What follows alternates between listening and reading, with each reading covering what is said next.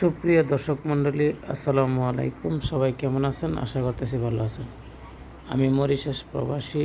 আমার ইউটিউব চ্যানেলে নিয়মিত যারা আমাকে ফলো করেন বা আমার ভিডিও দেখেন তাদেরকে অসংখ্য ধন্যবাদ। যারা দেখেন নাই তাদেরকে অসংখ্য ধন্যবাদ।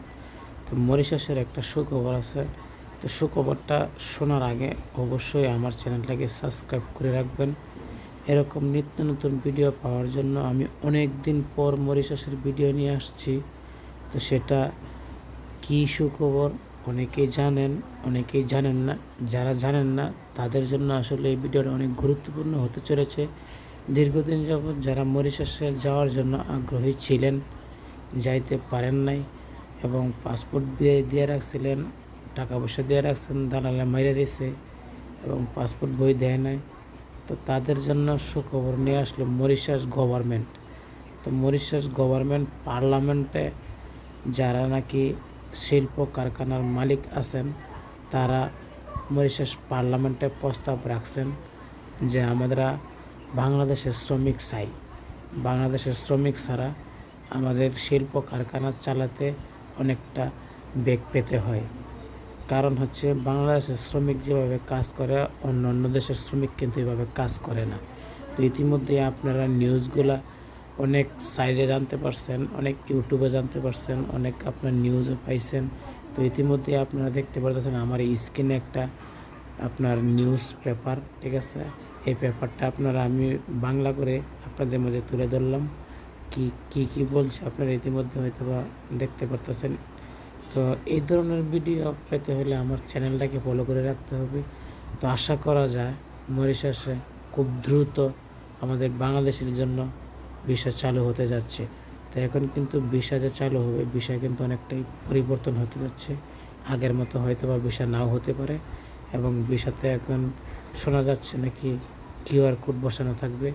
যেহেতু বাঙালিরা আপনার মরিশাসে গিয়ে হায়রা যে কোম্পানিতে যাওয়ার কথা সেই কোম্পানিতে 2-3 মাস কাজ করার পরে দেয়া অন্য কোম্পানিতে চলে যায়, পলায়া যায় যেটাকে বলে।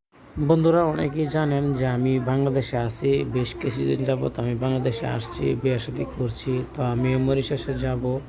তো মরিশাসের ভিসা যখন খুলবে এবং পাসপোর্ট বই জমা নিব, আমি কিন্তু পাসপোর্ট বই জমা দিব এবং ভিসা যখন পাবো আপনাদের মাধ্যমে জানাবো। আমি কবে পাসপোর্ট বই জমা দেবো সেটাও আপনাদের মাঝে তুলে ধরবো। আমাকে ফলো করতে থাকেন, চ্যানেলটাকে সাবস্ক্রাইব করে রাখেন।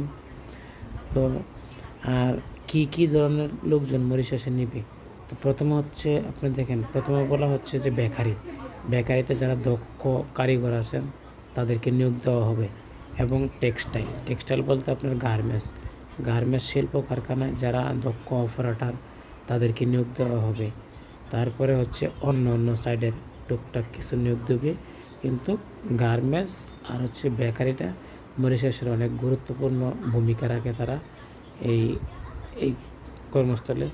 তো এই কর্মস্থলে যারা যাইতে চান অবশ্যই আমাকে কমেন্ট করবেন, আমার সাথে যোগাযোগ করতে পারবেন। আমার ফেসবুকের লিঙ্ক দেওয়া আছে আমার ভিডিওর ডিসক্রিপশন বক্সে। আর অনেকেই বলেন যে ভাই আপনি ভুয়া খবর দেন, মিথ্যা কথা বলেন। ভাই দেখেন, মিথ্যা কথা আমার বলে কোনো লাভ নাই। যখন যে খবরটা আসে সেই খবরটাই আপনাদেরকে আমি তুলে ধরি। তো দেখেন মরিশাসের বিষয়টা হচ্ছে আপনার এই খুলে এই বন্ধ করে দেয়, সেটা তার আমার ব্যর্থতা না, এটা মরিশাসের গভর্নমেন্টের ব্যর্থতা। কী কারণে বন্ধ করে দেয় এবং কেন খুলে সেটা তো আমি বলতে পারবো না, গভর্নমেন্ট বলতে পারবে।